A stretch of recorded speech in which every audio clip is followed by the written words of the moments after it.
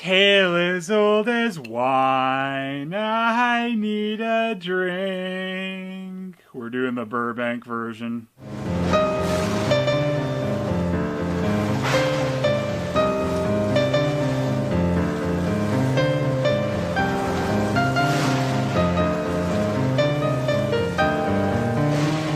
You guys ready for another timeless tale to be destroyed by another cheap cash-in movie? This is another 90s Burbank movie released under the Timeless Tales series. It doesn't feature that drunk wizard at the beginning, but it does have that same pirate treasure credit roll. Because this cartoon is a real treasure. When Belle the Beauty learns her father is held captive in the Beast's castle, she offers to take his place. Her name's Beauty in this one, not Belle. But geez, I wonder why they lied like that. You never know. Disney might have gotten really drunk and forgotten what their characters looked like and forgotten to slap their own name on this. And you know, most of the time these lie covers try and make the characters look better than they actually do. I mean, they don't actually look good in the cartoon either, but they certainly weren't doing themselves any favors with this. My name is Beauty. This is my story. I used to work for the Umbrella Corporation. An incident occurred. A virus escaped. Everybody died. Well, this Resident Evil reboot's better already because, you know, they're using Beauty and the Beast instead of Alice in Wonderland. I say, there it is, heading into harbor. We're starting with Beauty's father's business tragedy before even introducing Beauty or the family. My name is Beauty. I mean properly. My ship, I'm ruined. Oh, come on, your goods are probably just a little damp. They might still be of use. Well, that's mighty out of character for you, old man. Sure is. My family's fortune now confirmed lost. What, they only have a couple of days to shoot with Beauty, so they just had to record voiceover for a bunch of scenes? That makes sense. Fate dealt my poor father another terrible blow. Now that he's wet, he's completely useless. Just kidding. He didn't need the water to become useless because in his heart he knows that he never had a use. Loser. He became both sick at heart and extremely confused. Sucks about your ships, dude, but if you're gonna let some bad weather wreck your heart, you really are useless, man. Now the horse, there's someone with some real problems.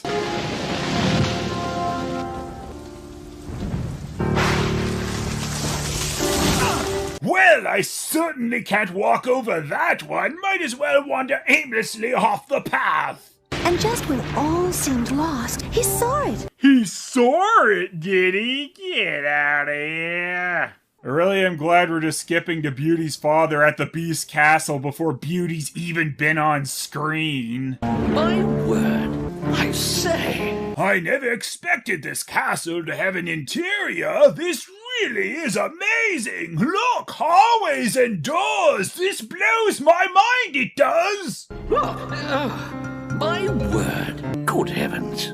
Free advice, dude. Just leave now. Save yourself some time. I say, is anyone here? It was as though an invisible host had been expecting father. The table had been set for one, and a fine meal served ready to eat. An invisible host. Yeah, that must be it. Couldn't be that someone was planning to eat and then got pulled away by something, possibly connected with that storm going on. No, the food must be for you.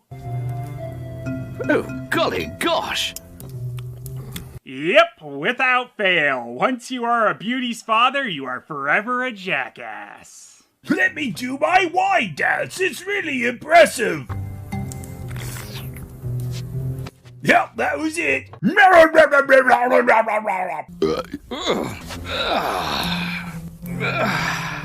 Exhausted. Now, if I walk into a bedroom, that's also got to be meant for me. Oh, my word, golly gosh, I suck. Oh, golly gosh. Stop trying to make golly gosh a thing. Beauty's fathers don't need catchphrases.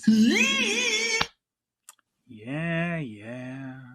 Seems wrong not to thank such a kind host, but if you can't find the host, what is one to do? Besides, if I find my host, they might expect compensation for all the things I took like a jackass. Golly gosh, my word! Red roses. I'll take one home for dear Beauty. He has to explain that since we didn't get the scene of Beauty actually asking for the rose, which makes this whole scene have less meaning and impact. I'm a ferocious beast. Meow. How dare you? How dare I? What? You messed up my entire castle. My word, nice kitty. I thought you'd be more upset about the rose. Oh, yeah, my stupid garden. That's the thing I'm really gonna be most upset about. You owe me $150, man. Golly gosh, I'm a little light due to a boating accident, but I do have some children. Do you need any slaves around here? Sure, sounds good.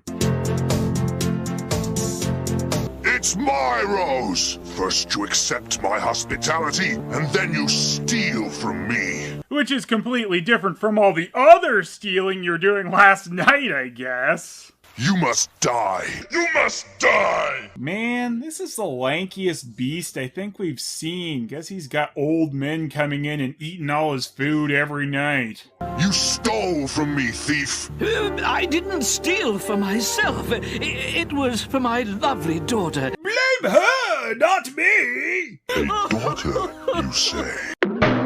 2 daughters, actually. Rowana and Beauty. What, did you run out of real names after the first one? Well, I wanted to name her Golly Gosh, but the wife said no, and then I think she died just to get away from me. I really should probably just kill you and do the world a favor. I will grant you 3 months. To do what? To send one of your daughters here to take your place of her own free will. If he forcibly sends them, it's not really of their own free will, now is it, Beast? But I can't do that. Oh, yes, you can. Oh, my word! I never thought of it that way. Take the rose and get out of my sight. Beastie Boy didn't even care about the stupid rose. Everyone's just a jerk. The roses don't affect the beast's life in this one either, so he's just being an extreme garden weirdo.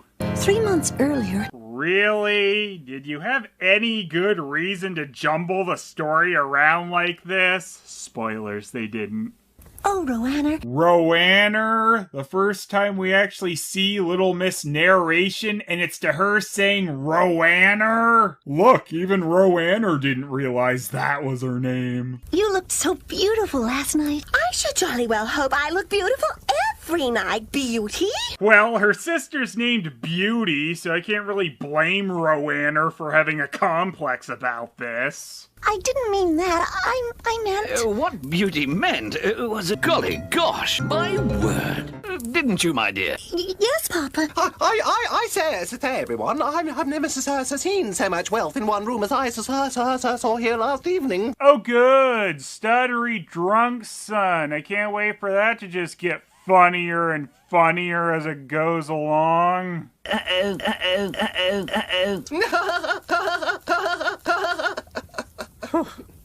Well said, Clara 2-point blow. Welcome to the Van Oxley family.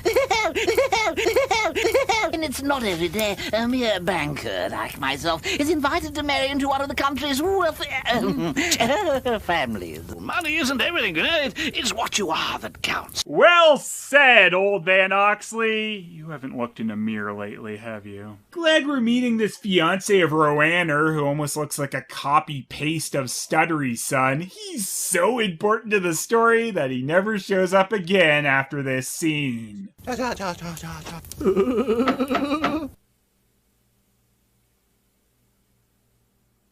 Terribly sorry to bother you on a Sunday, sir. Too bad it's Sunday. Reports are that all 3 of your ships have been sunk off the Ivory Coast. Oh no, you sunk my give-a-shit. Wow, we never saw this boat tragedy coming. Glad they flipped things around needlessly. And the crew's lost. My poor, loving father was ruined in the tragedy. Of course we were more concerned about the money than the deaths. Mostly because father was stupid enough to pour all his money into 3 shipments all being made at the same time. For my dear sister Roanna, the news could not have been worse. She was still named Roanna. Maxwell had cruelly broken off his engagement to her. At least that frees her up for the beast, 'cause I want to do it this time. Just for once, can it be the other sister? Yeah, I'm sure there were a lot of realty signs like that back then. Things might be a lot worse.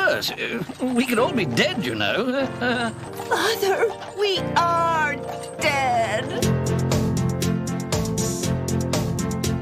Glad even though they're supposedly so poor now, they're still able to keep their maid on staff. I assume the soup's only the first course. Yes, it is. Multi-course meals. Wow, they're really roughing it. But we're not poor. Oh, yes, we are. Meet the disgusting Van Porpers. That joke was so bad, I'm dying! I could not really blame Roanna and Julius. They did not know any better. Their behavior began affecting our dear father's health. If them not liking the food was killing them, you might as well let him go. Jeez, I'm sure the next time there's bad weather, he'll start having heart issues. He became sick at heart. Oh yeah, rip in peace, old Van. Golly gosh. From Mr. Turkington. More bad news, I hope. Happy to report that one of your vessels has survived the storm. I may not be ruined after all. Wow, I wonder how that'll go. Why are we telling the story all stupid like this? If it's a mentality of you already know this, so it doesn't matter, then we don't need to watch this, do we? Beauty, my dear, what would you like? Nothing, Father. I don't want anything from you. You're a sweet girl, Beauty, like a flower. Of course. I'll get you some flour to bake me a cake. Die, Daddy, die. Golly gosh, my word. As far as Julius and I are concerned, if Father doesn't return with his money, he needn't bother coming back. That was the best dream I've ever had. A beautiful, mysterious face appeared before me. You might want to check on the meaning of beautiful again there, Beauty. Do not be afraid, Beauty. I'm a chipmunk in disguise. The true face of love will be revealed. Your love is so stupid. What the hell is that supposed to mean? Beast allowed me to take the rose. Beauty, you realize what you've done, don't you? You've practically caused Father's death. Oh, God. I'll simply go back and discuss it rationally with the beast. No, Father. You can't go back by yourself. He has magic powers. He'll kill you. How do I know that when I wasn't there? Well, because I narrated it, silly. I'll go to the beast in your place, Father. Oh, golly gosh, Beauty, you've talked me into it. Okay, bye. Clara 2-point blow here, fired. It was as though the beast knew to the minute when we were to arrive. Because the beast is non-linear and lives in a wormhole. What? Look at the stupid past people amazed by automatic doors. They're so dumb. We could feel his powerful presence in that room. What she's saying is it stunk really bad. Were we here for anything important? I can't remember anymore. Oh, well, let's eat. Father, I should have been afraid. But I didn't have a single thought going through my mind, so I couldn't be. Welcome to the theater of the eye. Do not be afraid. That's when I realized the acid I dropped this morning may have been a mistake.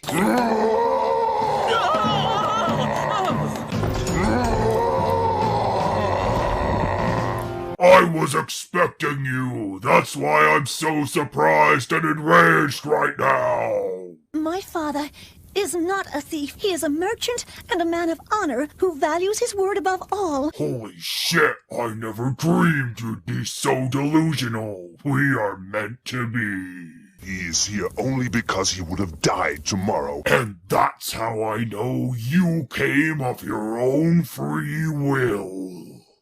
Wait, I forget where I was going with any of this. You may do with me what you wish. Are you prepared to do dishes? Because I hate doing dishes. The price was much too high. I went home and the beast died. The end. You will never hear from her again. Forever. The beast can teleport in this one because... gotta give him something to make up for his lack of muscle. Say farewell to your daughter and leave this place forever. Then, yet again, a feeling of great peace and happiness suddenly came over me. Almost like she's happy to never see her useless father again. Weird. Dear Beauty, only someone as pure of heart as you would die for their father. And for this, you will die.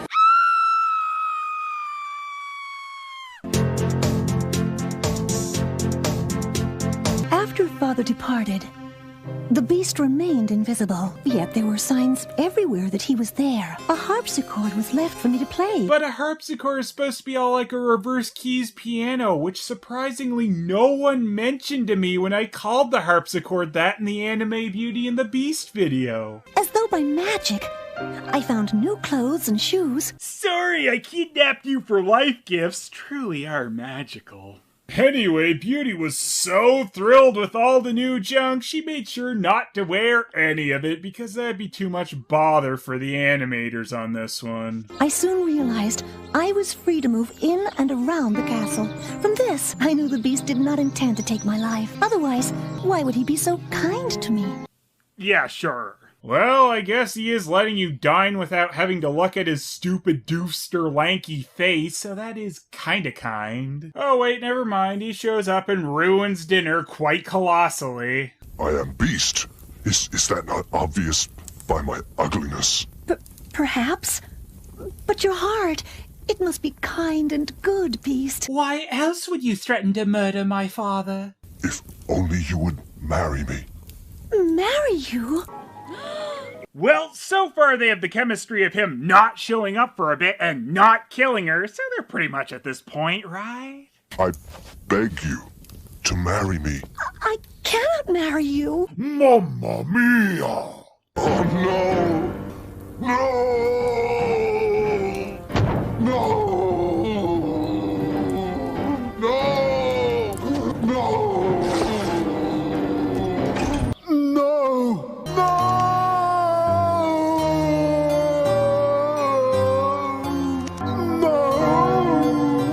Well, we got a real no theme going on with these 90s Burbank movies. That's, something no. Oh wow, I didn't realize you could throw such a tantrum. Now of course I'll marry you. Each evening for the next 3 months, Beast came to the dining hall with exactly the same request. And that's the true meaning of this story. Propose until she's so annoyed she says yes just to shut you the hell up. I beg you to marry me, Beauty.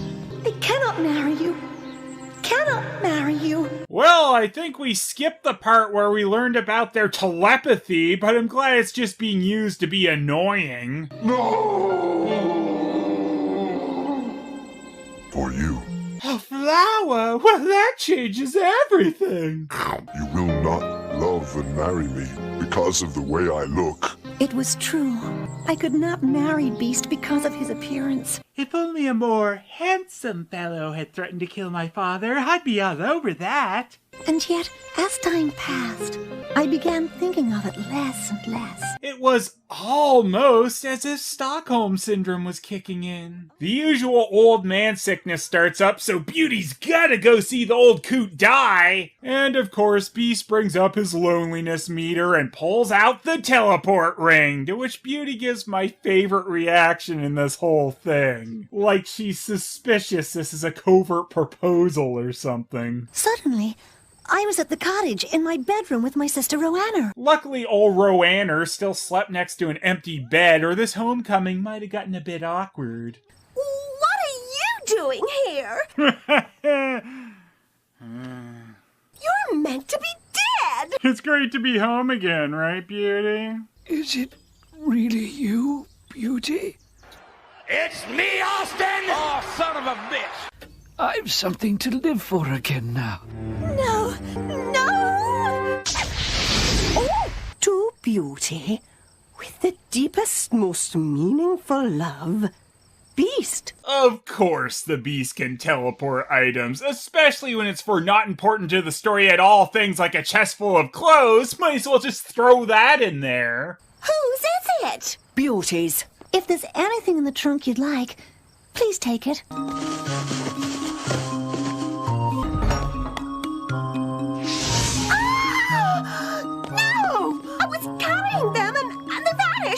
They're all back in here. He obviously meant them to be only for you, Beauty. Well, that's good, because Beauty really is going to need a change of clothes while she's back home.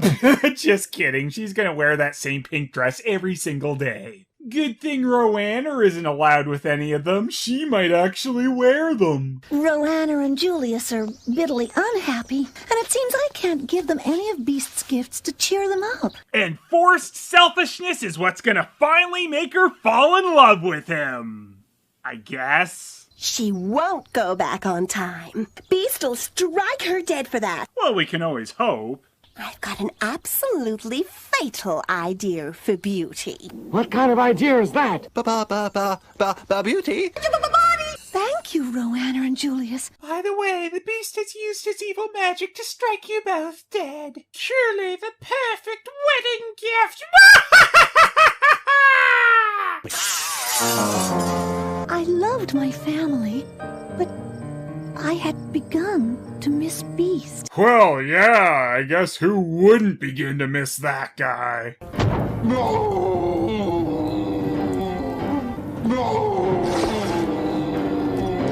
Listen, dear Beauty. Hear the voice of Beast. Oh, no! Wait, the Beast yelled no? Well, that's new. I ate too many cookies, so full. When you did not come last night, my heart burst. And that's exactly why I can never marry you, you weak loser.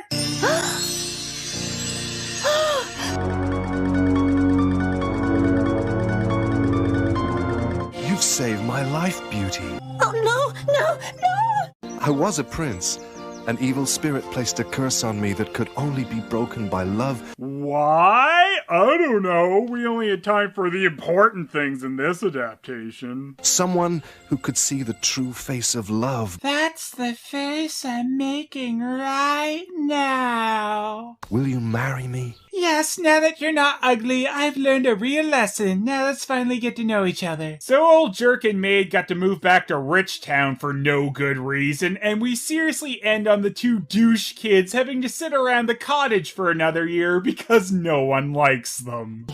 Oh, bother. Worst Winnie the Pooh adaptation ever.